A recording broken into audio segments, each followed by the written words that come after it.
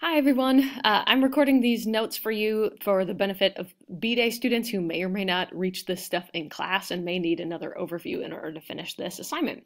Our last topics that remain in social psychology concern conflict and peacemaking.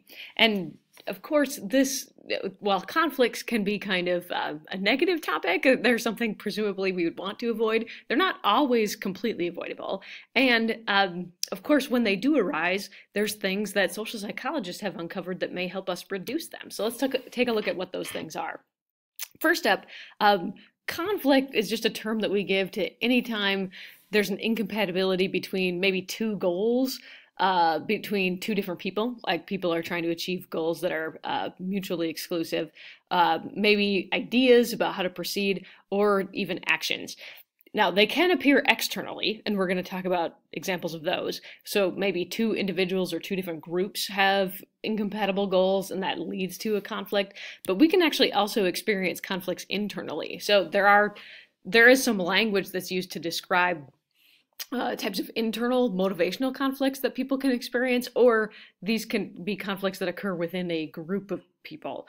So, for example, an approach conflict refers to a choice when people are forced to choose between two potentially attractive alternatives. So you've got two things that you could do, both are good, but you can't do both of them. So maybe you have $1.50, you can either spend that on a candy bar or some chips, but you can't have both.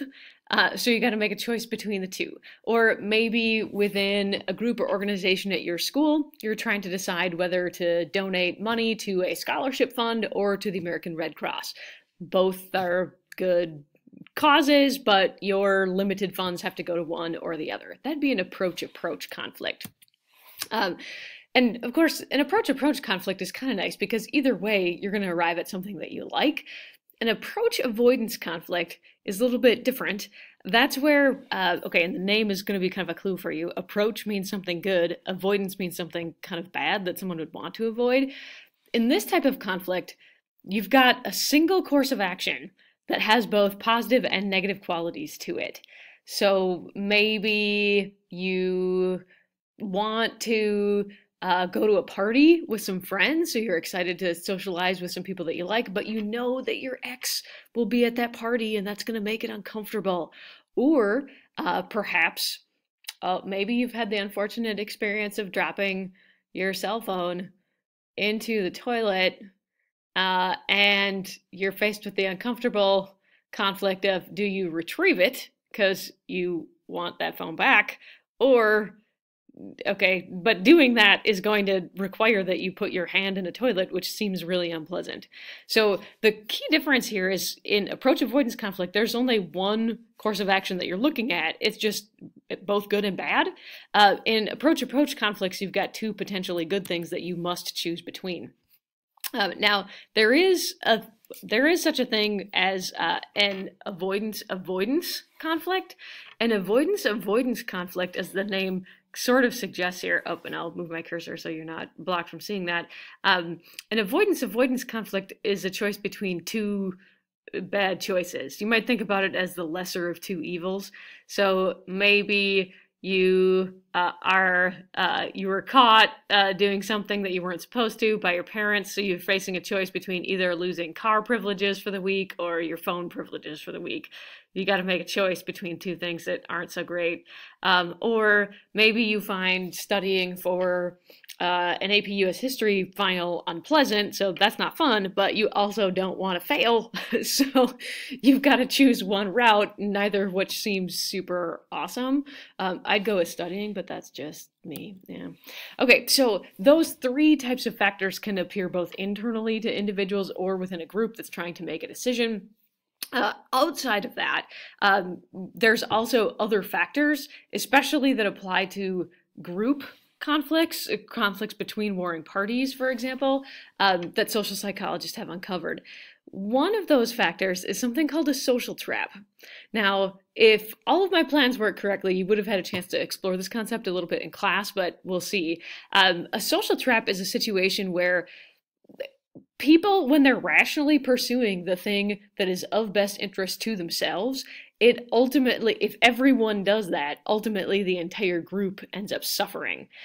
So it's one way that sometimes humans as groups tend to keep making decisions that are really seemingly stupid. Like if you look at the collective behavior, it looks like, why are we doing something so self-destructive? But it's in part because every individual is kind of rationally pursuing what works for them, but collectively it brings about downfall. So, for example, many problems related to conservation of natural resources have been linked to these types of social traps. And sometimes in the literature, it's actually referred to as the tragedy of the commons. For any commonly held resource, like, for example, fisheries, like the ocean's fisheries, individual fishermen and companies that catch fish in order to produce them for a food product that they would market, they all it's in their own individual best interest to go about catching as many fish as possible. So if you're a halibut fisherman, you would probably want to go out and catch as much halibut as possible because you would stand to make the most money. Unfortunately, if every single fisherman does that, then the halibut population collapses and the fishery dies out, maybe for years or decades, so then there can be no fishermen and like no one can make money on it. And of course, we've destroyed an entire species. So that's an inherently problematic social trap. In those kinds of circumstances, it does help to restrict individuals' behavior, or at least make it more public, so that everyone knows how much everyone's taking and they hold themselves to some natural limits. Same thing with disarming the nation's nuclear stockpiles or international stockpiles of nuclear weapons. It's in each individual country's best interest to like have the strongest defense possible.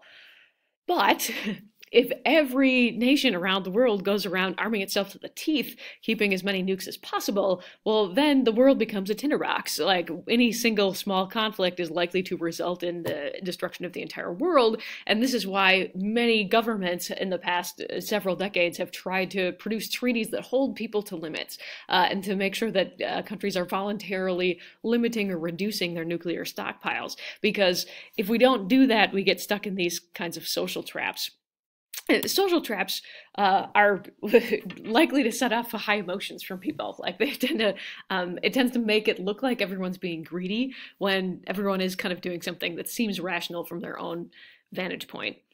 The other factor that social psychologists have looked at that perpetuates conflict between warring groups is the fact that once two groups get locked into a conflict, they tend to have mirror image perceptions of each other, meaning each one sees the other party as the one that's evil and bad and untrustworthy. And there's like a million, okay, not a million, I'm going to give you like 5 social psych principles that play a role in the development of these mirror image perceptions. We all tend to take a little bit more credit for our successes than for our failures, so we're unlikely to see that other people might have negative views of us.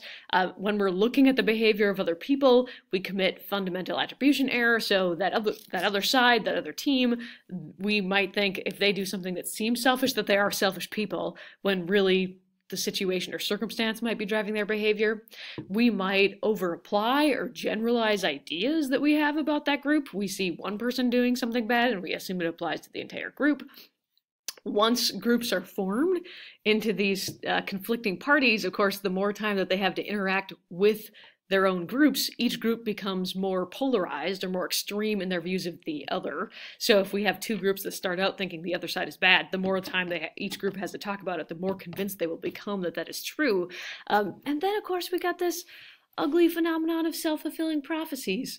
Self-fulfilling prophecies can be good if the prophecy that it's built upon is a good one, but in the case of mirror image perceptions, it's almost invariably bad. So self-fulfilling prophecies refer to the fact that if we believe something to be true, we tend to act in a way that makes that thing more likely to become true. So if we decide that the other side is evil, we might act in really negative ways toward them, make some hostile moves. So then now they interpret our behavior as threatening and then do actually respond in a hostile way. But in that case, they didn't start out being mad at us. They didn't start out being a hostile group. It's just the result of our beliefs and the behaviors that followed them that made that thing actually real. So, given that these kinds of conflicts are built into our social thinking, one of the things that social psychologists have looked at is how do we go about resolving those things? And I'll take care of that in our next set of slides.